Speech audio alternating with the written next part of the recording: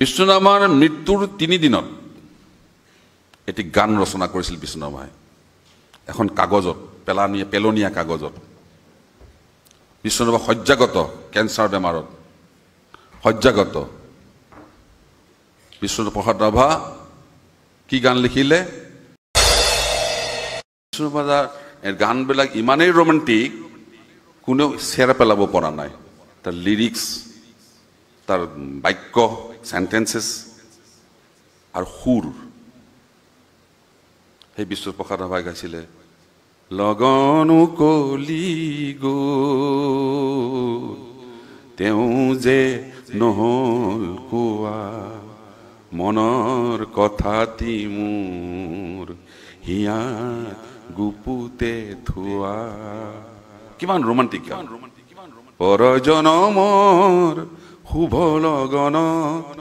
যদিহে আমাৰ হয় দেখা পুৰা বানে প্ৰিয়ে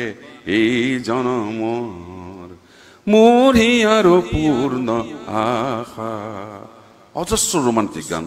মোৰ কবিতাৰ ছন্দ লাগি স্পন্দন তোৰ জাগেনে স্পন্দন তোৰ জাগেনে কথা মালিকাৰ গন্ধ লাগি সোণৰ সপোন ভাগেনে ভাগেনে ভাগেনে তোৰ সোণৰ সপোন ভাগেনে কিমান ৰোমান্টিক গান গাই গৈছে এই বিষ্ণুপ্ৰসাদ ৰাভাৰ জীৱন যৌৱনৰ এক সৃষ্টি এই ৰোমান্টিক গান গোৱা মানুহজনে সাহিত্য কৃষ্টি সংস্কৃতি নাটক কবিতা এফালৰ পৰা লিখিব অকল লিখাই নহয় মানুহৰ মাজত গল বিষ্ণুৰাভা দ্য অনলি পাৰ্সন এজনেই সাহিত্যিক এজনেই সাংস্কৃতিক কৰ্মী যিজন মানুহে মানুহৰ মাজে মাজে গৈ অসমৰ জাতি জনগোষ্ঠী পাহাৰ ভৈয়াম চহৰ নগৰ সকলোতে ঘূৰি এইবোৰ সৃষ্টি কৰিছিল আৰু সেই বিষ্ণুপ্ৰসাদ ৰাভাই শিশুৰ কথা কৈছে শিশু কিমান ভাল পাইছিলে কন কন লৰিছে বিলতে হালিছে ধুনীয়া পদুমি ফুলনিত ফুলিছে ফুল এয়া গান শিশুৰ কাৰণে লিখিছে অজস্ৰ গান অলিয়া বলিয়া কৃষ্ণই কলিয়া ভাল গকুলত ঘিলা খেলিছিলা ঘিলা খেলি খেলি কোতে ময়াপি হলা ও কলিয়া ভাল গকুলত ঘিলা খেলিছিলা আৰু সেই বিষ্ণুপ্ৰসাদ ৰাভাই কামৰূপী সংগীত কামৰূপী সংস্কৃতিৰ ধাৰাক লৈ বেনাৰস হিন্দু ইউনিভাৰ্চিটিত নৃত্য প্ৰদৰ্শন কৰিবলৈ গৈছিল বিষ্ণুপ্ৰসাদ ৰাভাৰ 3জন শ্ৰেষ্ঠ ব্যক্তি আছিল এজন হল আমাৰ ভগৱান শ্ৰীকৃষ্ণ তেওঁৰ আদৰ্শৰ পৰা অনুপ্ৰাণিত হৈছিল বিষ্ণুপ্ৰসাদ ৰাভা এজন আছিল ইটালীৰ শিল্পী লিওনাৰ্ডো দা ভিঞ্চি আৰু আনজন হৈছে মহাপুৰুষ শ্ৰীমন্ত শংকৰদেৱ বিষ্ণুপ্ৰসাদ ৰাভাই মহাপুৰুষ শংকৰদেৱৰ ওপৰত এই পৰিৱেশৰ ওপৰত গান গাইছে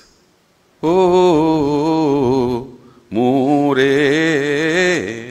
নাৱৰ ভৰসা নাই ৰে হে স্বামী নাৱৰ ভৰসা নাই ৰে উপৰে তপত বেলি তলে তপত বালি বুকুত শুকান জুই জ্বলে নৈৰে বুকুতে চাকনৈয়া ঘূৰিছে নৈৰে বুকুতে চাকনৈয়া ঘূৰিছে বৈছে পগলাৰ দৰে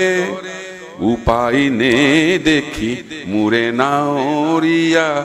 গোবিন্দৰ নাম গাই ৰে হে স্বামী গোবিন্দৰ নাম গাই ৰে এই যে অধ্যায় চেপ্টাৰ ওয়াইজ আইছে ৰোমান্টিক চিলড্ৰেন সং শংকৰদেৱৰ ওপৰত লিখা সং তাৰ মাজে মাজে বিষ্ণুপ্ৰসাদ ৰাভা এজন বেলেগ মানুহ বিষ্ণুপ্ৰসাদ ৰাভা অকল শিশু গায়ক নহয় অকল শংকৰদেৱৰ গায়ক নহয় এজন গণশিল্পী হিচাপেও নিজকে পৰিচয় দিবলৈ সক্ষম হৈছিল গণশিল্পী কেনেকে বিশ্বৰে ছন্দে ছন্দে মহানন্দে আনন্দে নাচা নাচা তমোহৰ দেউ নাচা এই গান গালে নাচিলেও ভাৰতীয় গণনৃত্য সংঘৰ গুৱাহাটীৰ অধিৱেশনত বিষ্ণুপ্ৰসাদ ৰাভা অসম শাখাৰ সভাপতি আছিল তাত বলৰাজ চাহানী দীনা পাঠক ৰাজ কাপুৰ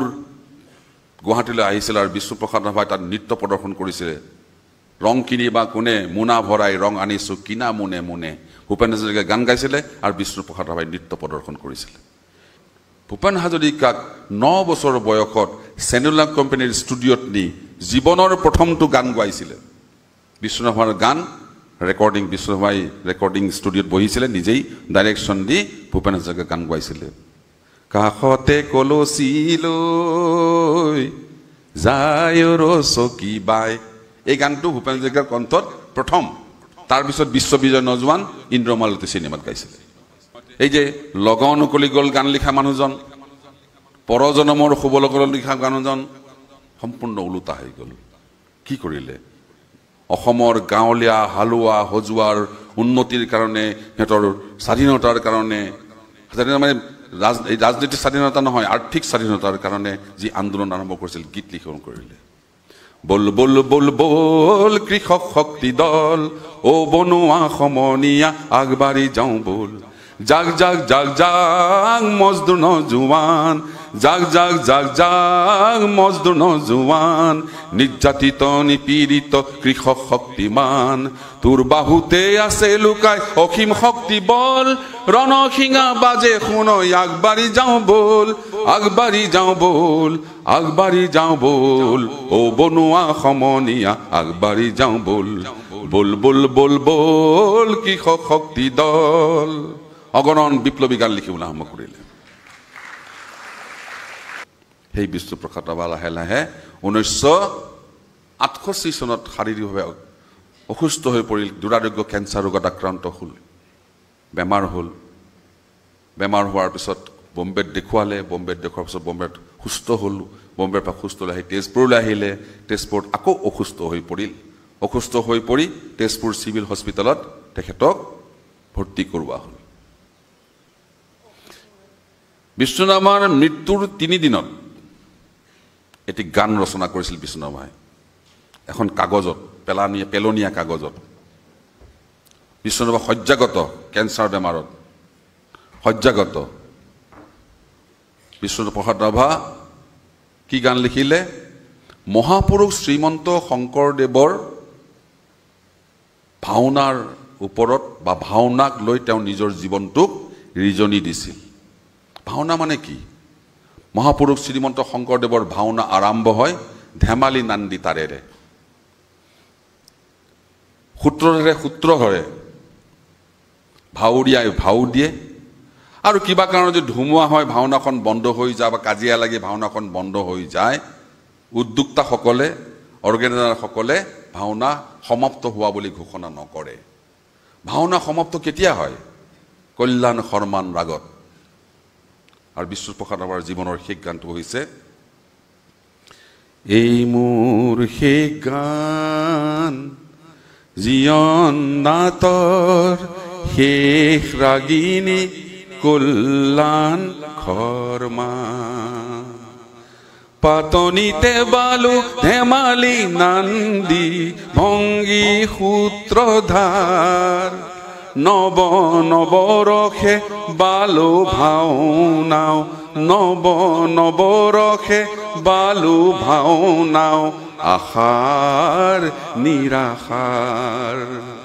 আজি হব মোৰ জীৱন নাটৰ ভাওনাৰ অৱসান মোৰ জীৱন নাটৰ শেষ ৰাগিনী কল্যাণ Sharma Travel. The shadows and lights of this unique journey will continue to be reflected on this website. Trav Talk Assam will continue its journey to dispel the darkness and shine the light. Trav Talk Assam. Please like, subscribe and share. Thank you from Trav Talk Assam.